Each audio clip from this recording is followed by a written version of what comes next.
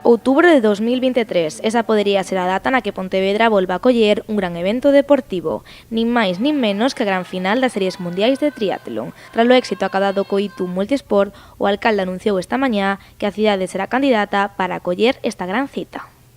A gran final das Series Mundiais ten unha diferencia respecto ao Campeonato do Mundo Multisport ou a calquera outra proba das Series Mundiais, é que van a participar 80 máis ou menos triatletas femeninos e masculinos, a élite, a parte de sub-23 e para triatlón, etc., pero ademais participan grupos de idade que se calcula neste momento por riba dos 4 ou 5 mil que participarían, o sea que é o evento máis grande que nunca ou que se pode celebrar en triatlón. Pontevedra presentará a súa candidatura nos vindeiros meses e a finais de ano coñecerase a sede definitiva para a gran final das Series Mundiais de Triatlón. Pero a tantón o Concello manifesta a súa alegría e o seu orgullo e fai balance tras a celebración.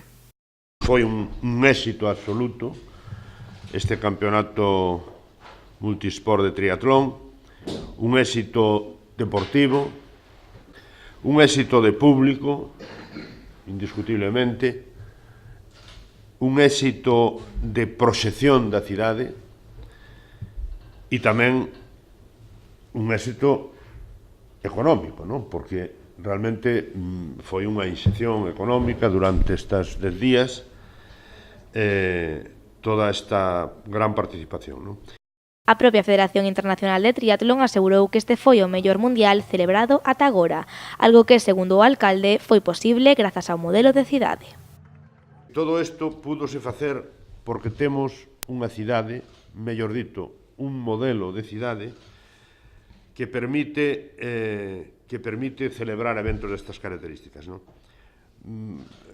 Porque a veces, por parte de algúns, se terxiversa un pouco o concepto, se dice o modelo de cidade son beirarrúas, quitar coches e cousas dese estilo. Isto é moito máis que todo eso, non?